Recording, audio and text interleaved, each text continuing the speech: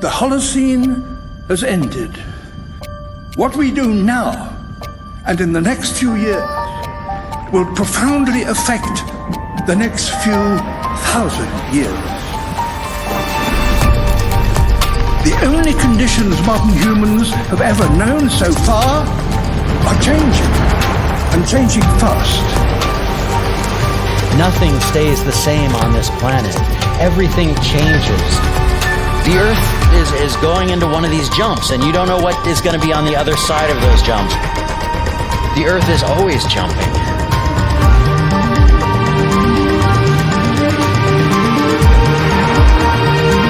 Things move on this planet.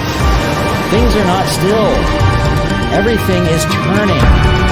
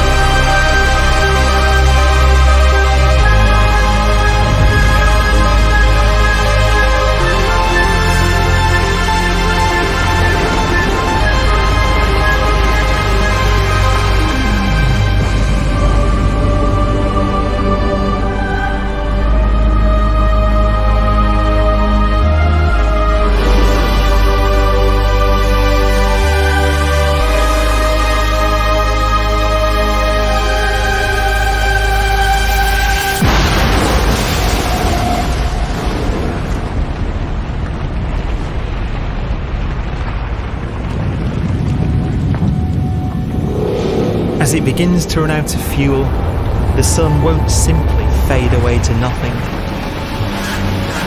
Its core will collapse, and the extra heat this generates will cause its outer layers to expand.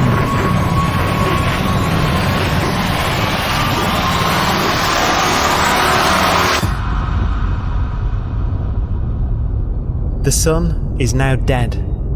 Its remains slowly cooling in the freezing temperatures of deep space.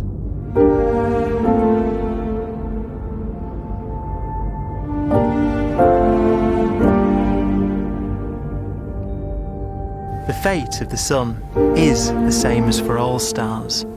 One day, they must all eventually die, and the cosmos will be plunged into eternal night. All stars eventually will run out of fuel. The temperature of the universe drops. The stars, one by one, in the night sky, will turn off. And there'll be no more new stars created. And so that the universe will end not with a bang, but with a whimper. And not in fire, but in ice.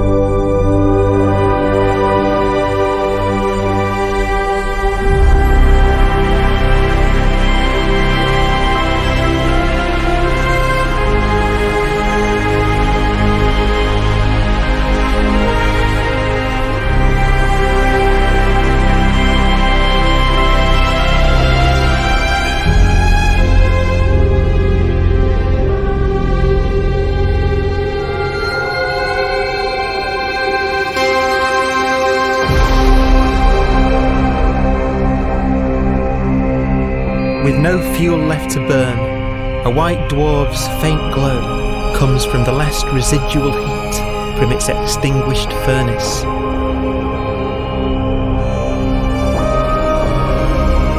Looking at it from where the Earth is now, it would only generate the same amount of light as the full moon on a clear night.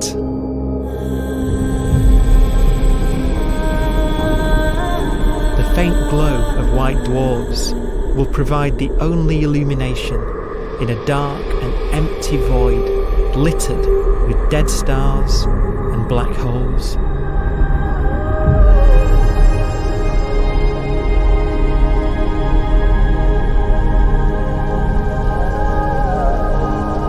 ways, it's kind of a ghost universe. It's the corpses, the zombie stars, that will take us into the future.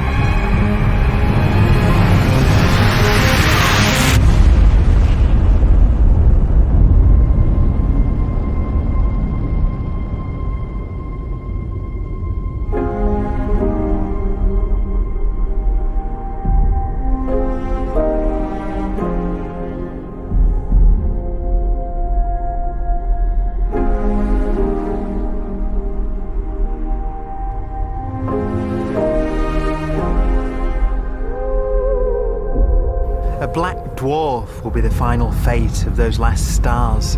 White dwarfs that have become so cold that they barely emit any more heat or light. Black dwarfs are dark, dense, decaying balls of degenerate matter, little more than the ashes of stars. Their constituent atoms are so severely crushed that black dwarfs are 1,000,000 times denser than our sun.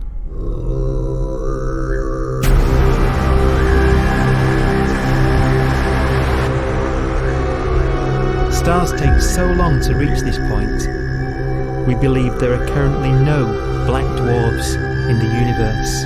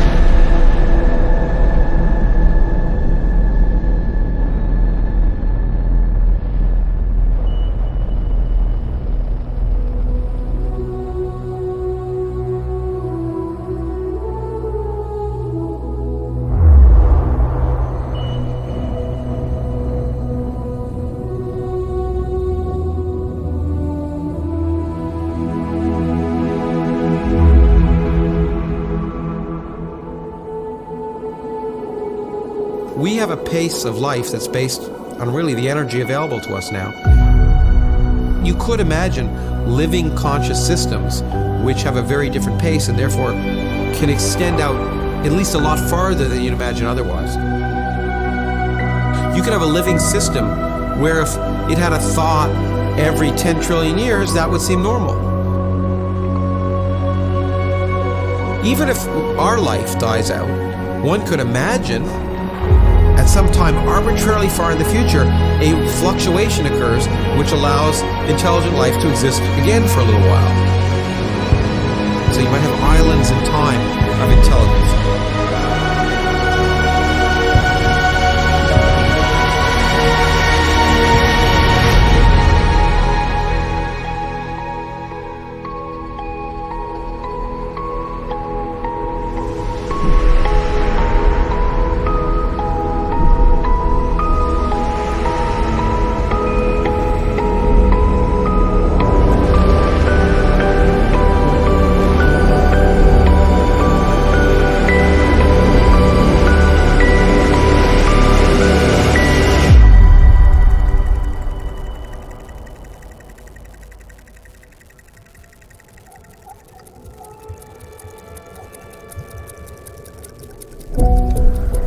Proton, one of the fundamental building blocks of atomic matter, what makes us up, can just spontaneously fall apart.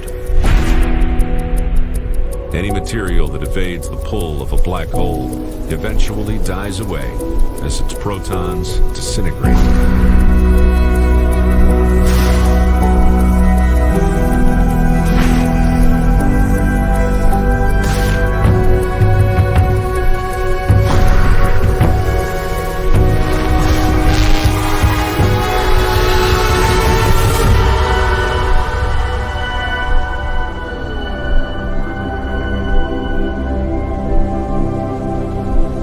The matter inside black dwarfs, the last matter in the universe, will eventually evaporate away and be carried off into the void as radiation, leaving absolutely nothing behind.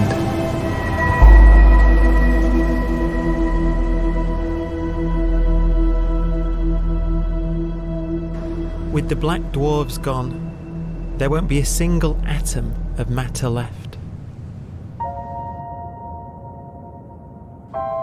All that will remain of our once rich cosmos will be particles of light and black holes.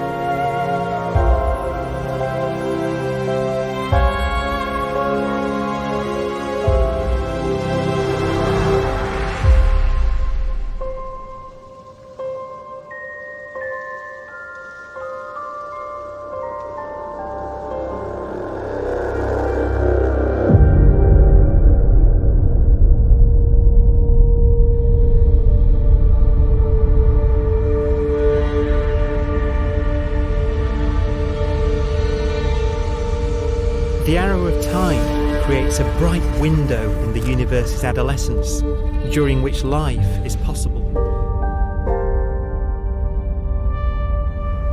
But it's a window that doesn't stay open for long.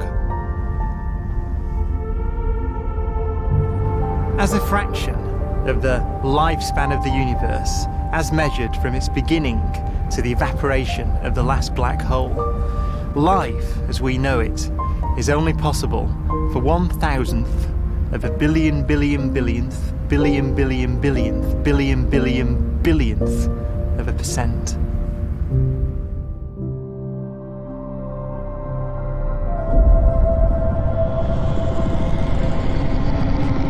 Black holes become the fundamental building block of the universe.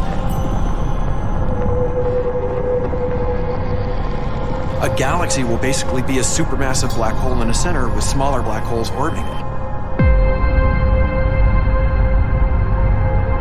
Zombie galaxies filled with black holes continue to evolve. They'll eat each other and they'll get bigger, and maybe they'll fall into the supermassive black hole and it'll get bigger. The universe will still be an exciting, dynamic place. It's just that the timescales you're talking about are now trillions of years instead of thousands or millions of years.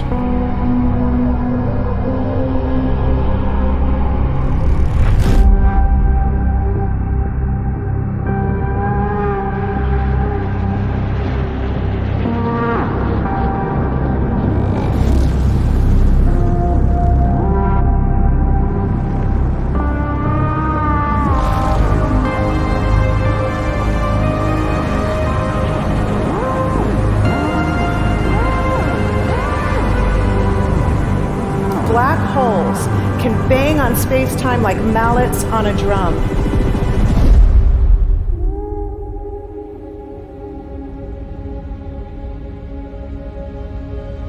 And they have a very characteristic song.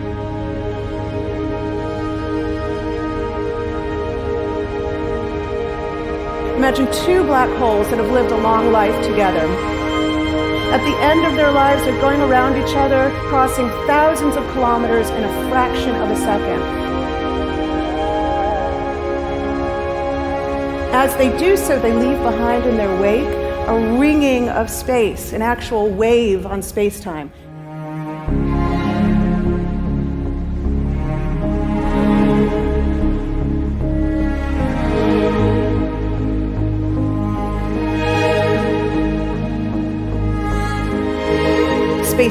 squeezes and stretches as it emanates out from these black holes banging on the universe. Those are the gravitational waves. They are literally the sounds of space ringing. And they will travel out from these black holes at the speed of light as they ring down and coalesce to one spinning, quiet black hole.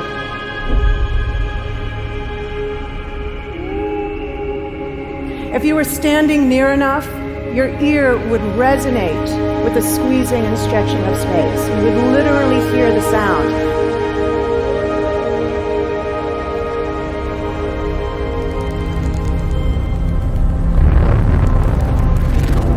Imagine a lighter black hole falling into a very heavy black hole. The sound you're hearing is a light black hole banging on space each time it gets close.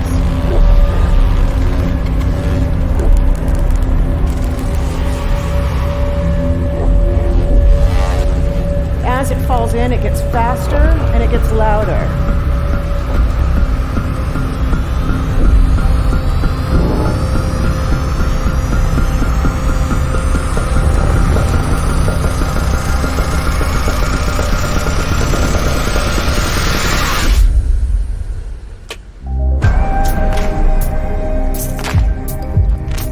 Scientists used to think black holes were immortal, but even these will one day die.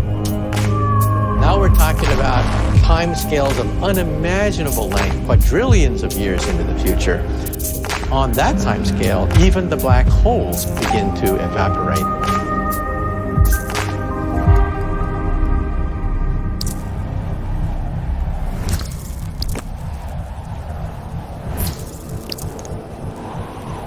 According to quantum mechanics, space is filled with virtual particles, antiparticles, that are constantly materializing in pairs, separating, coming together again, and annihilating each other.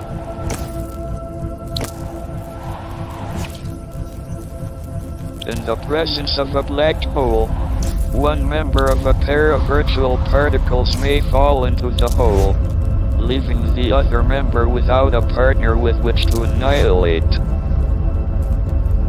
The forsaken particle appears to be radiation emitted by the black hole. And so, black holes are not eternal. They evaporate away at an increasing rate until they vanish in a gigantic explosion.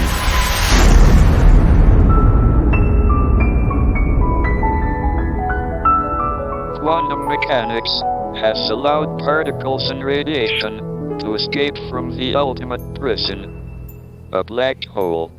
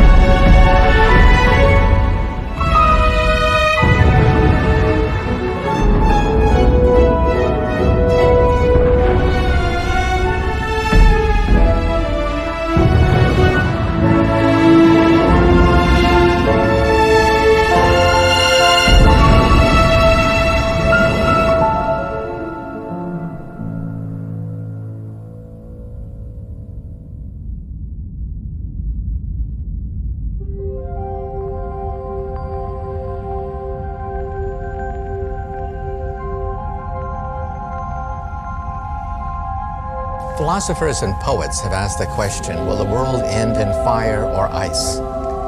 We can now give an answer. The latest evidence shows that the universe is not slowing down, but it's speeding up out of control. And the universe, we think, will die in ice. Trillions upon trillions of years from now. Empty space itself has energy. In every little cubic centimeter of space, whether or not there's stuff whether or not there's particles, matter, radiation, or whatever, there is still energy even into space itself. And this energy, according to Einstein, exerts a push on the universe. What is the weird stuff that's accelerating the universe? We call it dark energy. And this stuff is the dominant stuff of the universe. Almost 3/4 of the matter-energy content of the universe is this dark energy. And we don't know what it is. Dark energy, unlike matter or radiation, does not dilute away as the universe expands. This has crucial implications for what the universe is going to do in the future. So what will be the future of the universe? Well, if the dark energy remains dominant and repulsive, the universe will expand forever.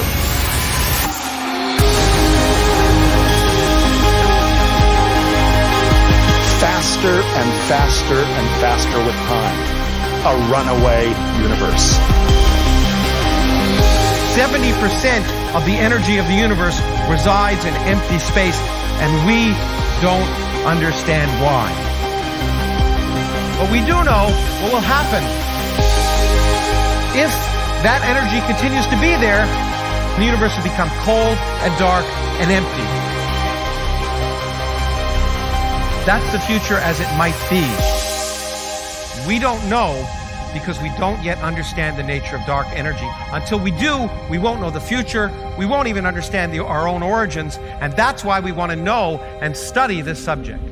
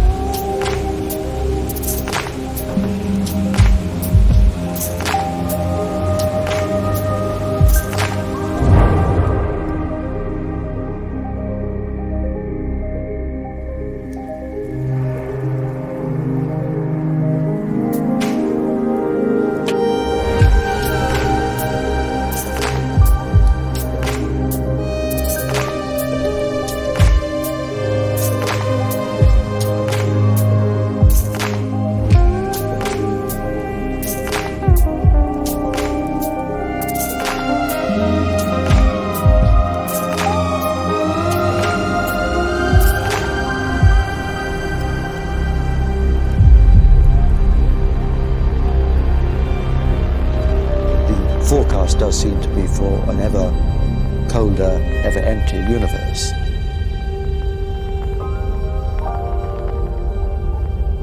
But then, of course, we have to ask, could that end lead to a new beginning? And there are ideas whereby what actually is the end of our universe could in some sense be linked to the beginning of a new one.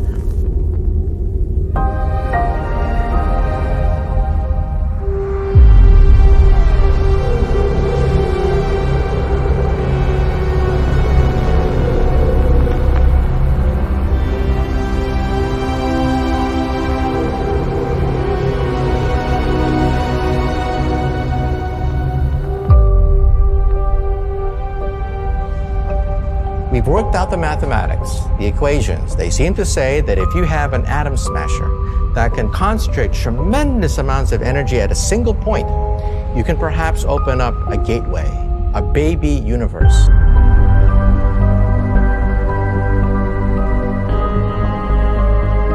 Facing the death of everything there is, this perhaps is their only possibility of escape.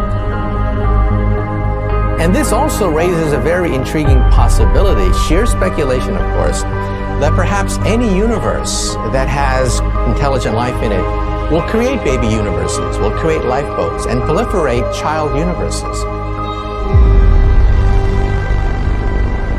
So an evolution may take among universes in the multiverse. Survival of the fittest may take place.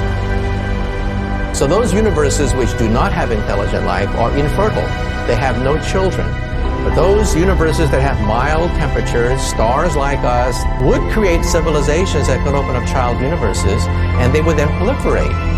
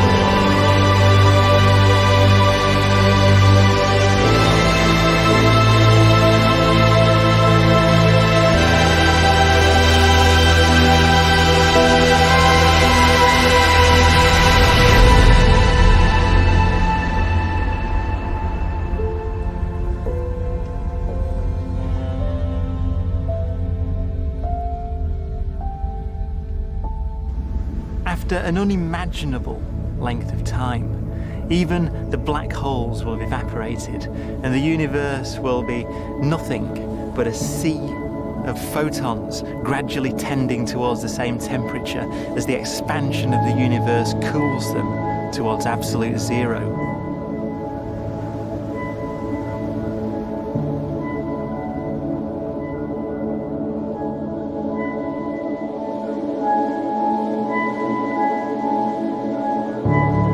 Once the very last remnants of the very last stars have finally decayed away to nothing, and everything reaches the same temperature, the story of the universe finally comes to an end. For the first time in its life, the universe will be permanent and unchanging. Entropy finally stops increasing because the cosmos cannot get any more disordered. Nothing happens, and it keeps not happening forever.